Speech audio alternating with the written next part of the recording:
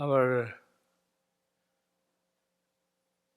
Christmas celebration in the form of reading the whole of Shantideva's text still reverberates with me, and that first of all reminded me of the very common dedication prayer that we say, may the precious and sublime Bodhichitta, not yet born, arise and grow, and may that spawn not decline but increase forevermore.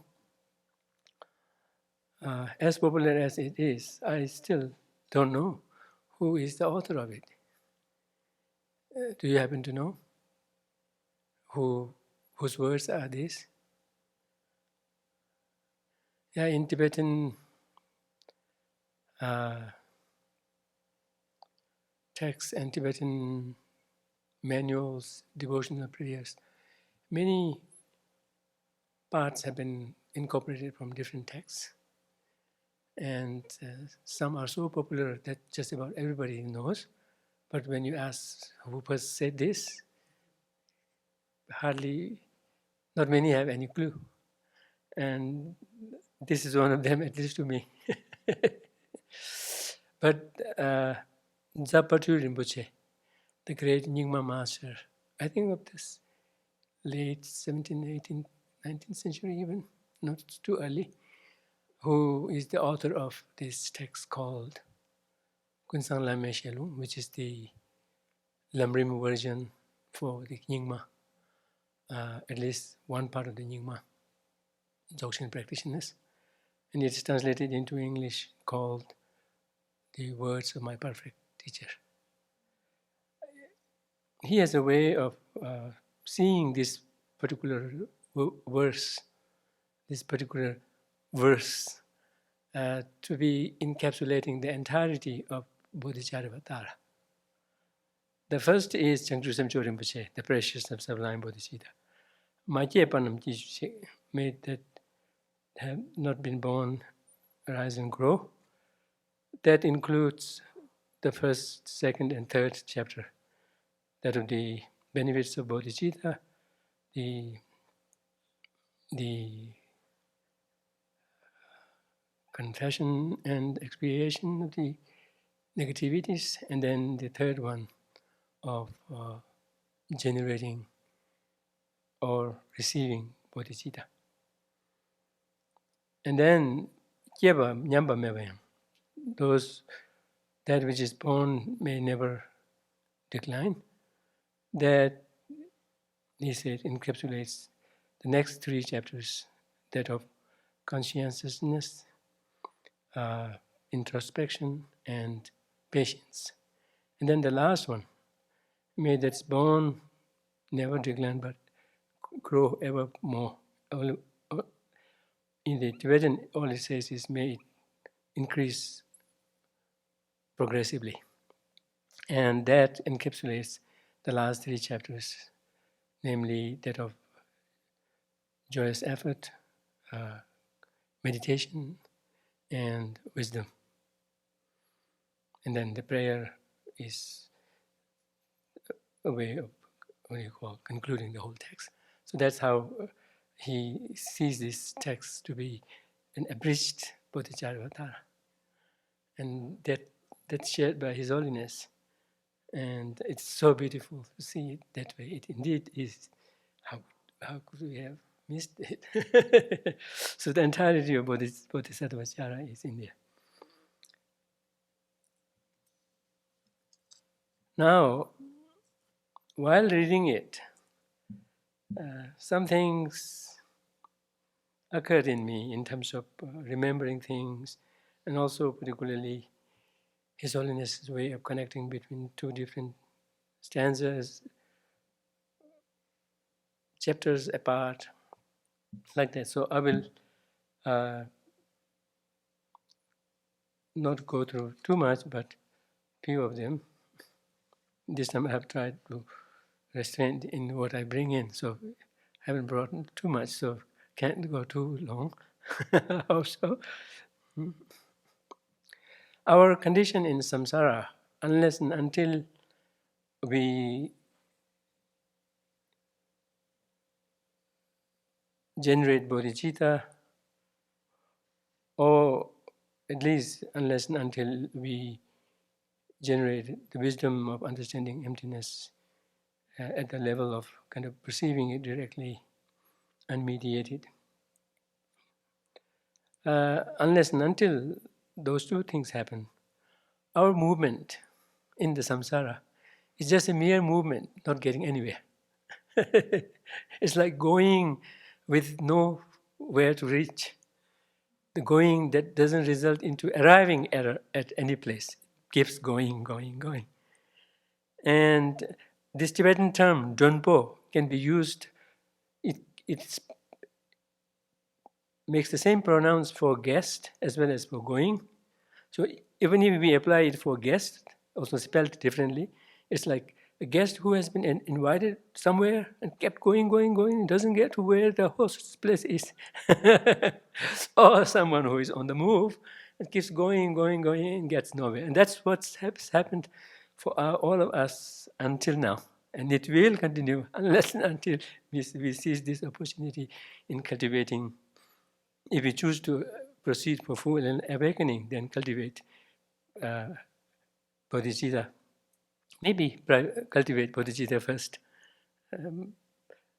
for the sake of making sure that you take the highway, and then under its direction move to generate wisdom, or else one could generate wisdom and be done with at least individual suffering, and then see what can be done next.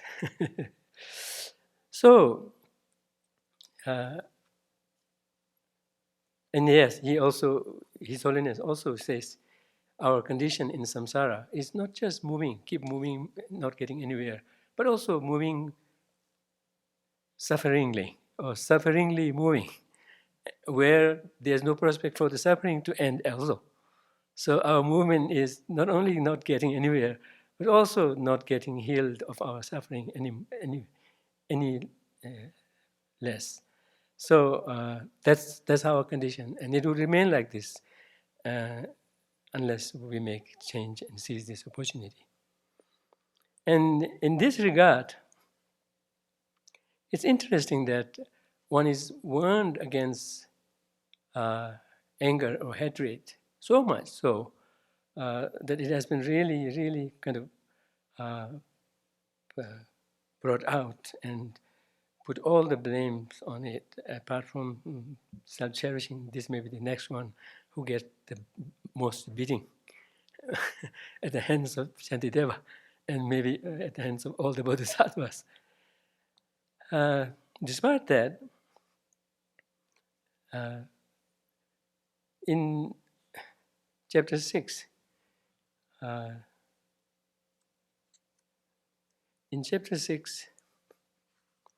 Shantideva is very, very clear in really laying out the philosophical definition of what cause and effects relationship should look like, and says that such causal relationship exists between the enemy that which brings harm and the practice of patience. So much so that the practice of patience cannot arise without that. That makes us think, and it's a very interesting tweak to what we would usually see them to be totally opposite and against each other, yet at the same time someone who engages in that, or even the harm itself, could be seen as a cause for generating patience, without which patience cannot be generated. So this is an area we need to really think about. How is it so? If so, does it entail that even Buddhas should have sometimes should meet harm for their patience to be sustained? Or how does cause and effect work? Could cause be just at one time and then be gone, and then we keep reaping the benefits of it, and in the case of Buddhahood and others, for eternity.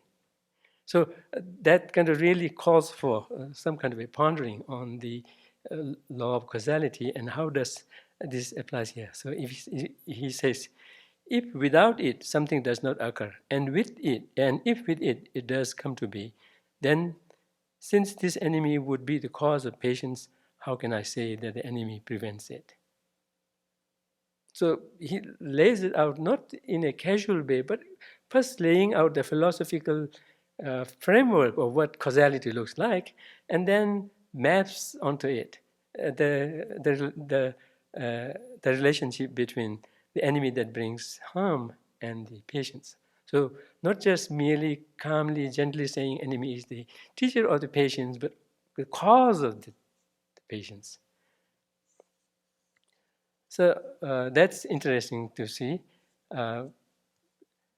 because the enemy that brings harm usually is directed or driven by anger or harm, anger or hatred. And anger and hatred is considered to be very harmful. From among the afflictions, it is the single most harmful affliction. His Holiness the Dalai Lama goes on to list three drawbacks, three, pitfalls of anger, saying this is the greatest obstacle to bodhicitta. Because once you have anger, and there's no way you would be able to cherish the other person.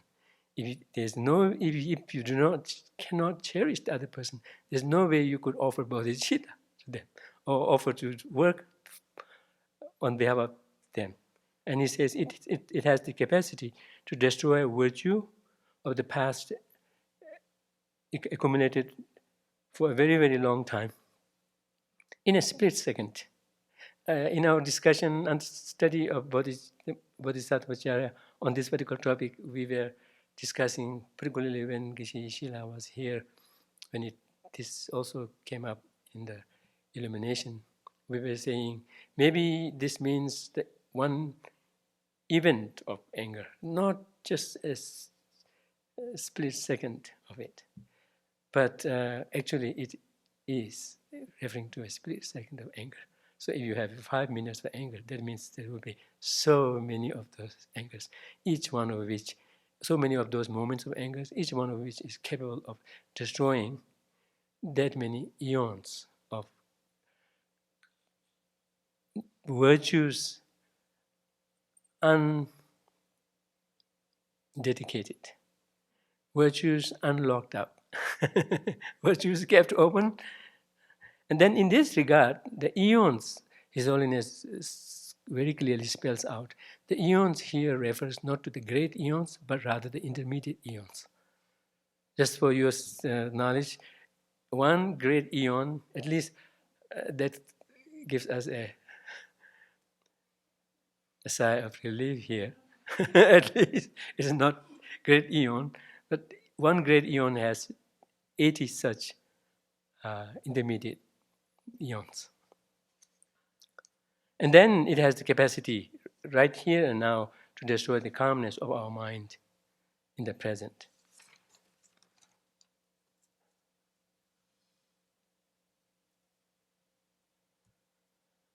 And then His Holiness always makes this point of comparing these two stanzas, one occurring in chapter 6, the other occurring in chapter 8, both of them dealing with exchanging self and others. And when explaining the 6th chapter, he says the preparation is already going on here for the eventual, the main, heavy-duty teaching preserved in Bodhicharyavatara, that is equalizing and exchanging self and others as a means of generating bodhicitta. So the one in chapter 6 reads like this.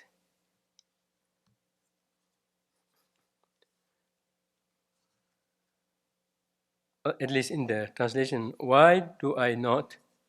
Is it? No, it's not. Yes.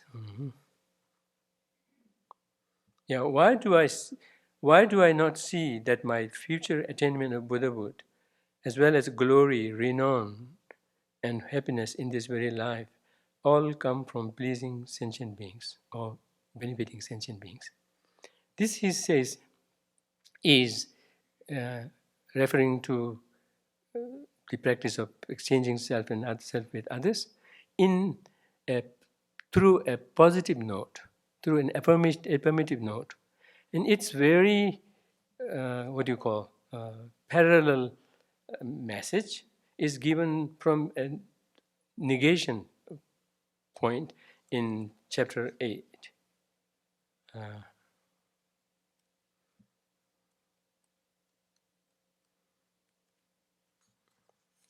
where it reads, chapter 8, yes.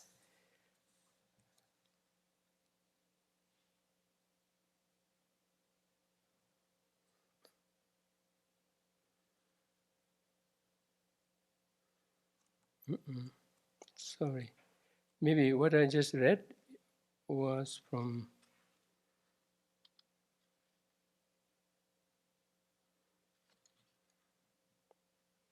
okay, here is it. If I do not actually exchange my happiness for the sufferings of others, I shall not attain the state of Buddhahood, and even in cyclic existence shall have no joy. So this was approaching from the negation point of view. He stresses this. He stresses this to such a point in saying that cherishing others is not only the only means by which you could gain Buddhahood. By the way, in terms of the single important principal cause of Buddhahood is bodhicitta, for which this is a means to attain it. This is a means to generate bodhicitta. And that's the reason why it is very essential for achieving Buddhahood. But this means of cherishing others and not prioritizing oneself is not only the only principal means to Buddhahood, but also is something that's very necessary for one's calmness, peace here and now. And the very fact that it is present in both of these approaches, one from affirmation point of view, and another negation point of view, suggests that this is very essential, and that is the only way. There's no way you can go around it. By the way, in this regard, there is a story which happened during the time of the Kadam master Sharava. Uh, his contemporary Langrit Thangpa, who is the author of the 8 verses of, he had already passed. But Chegawa was looking for a master who could really convince him and give him the instructions on exchanging self and others, first verifying it. So he looked around and all he could find is Sharava Yandenta. He was Namju Dendandev Sharava. So he was known for his scholarship and intelligence, wisdom. Namju Dentadeva means unparalleled wisdom possessor. Whereas Chekava himself is called, Chekava himself is called Chekava in that he spends most of his time in the cemeteries. But at that time, this teaching about exchanging self with others, and particularly that of Tonglen, giving and taking, was new to his ear.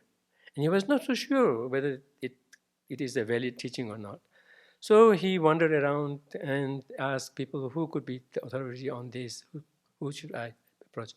And they all pointed to Sharava, who was giving teaching to a vast assembly of disciples, and he was teaching Bodhisattva Bhumi.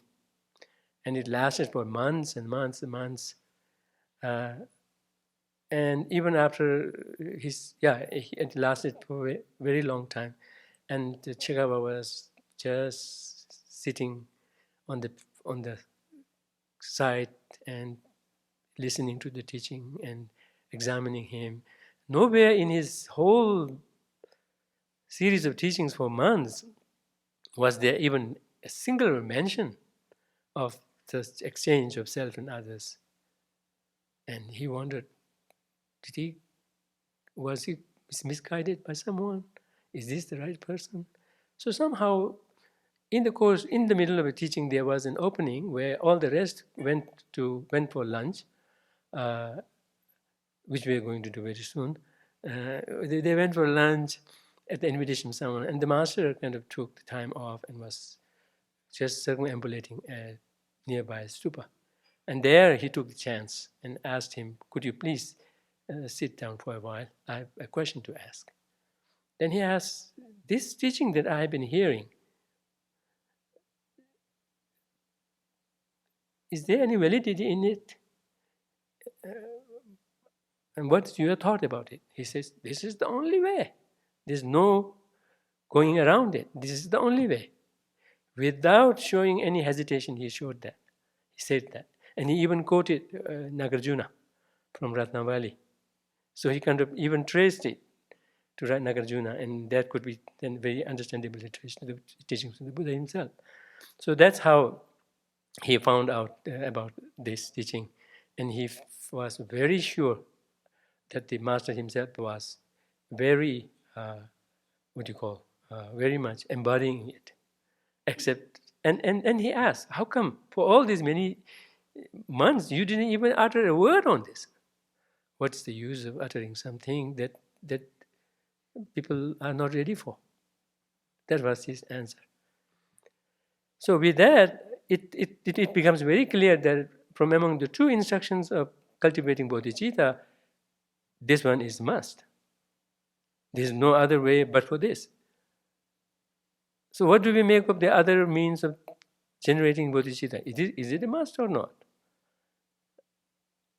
And if so, why do we call them two instructions?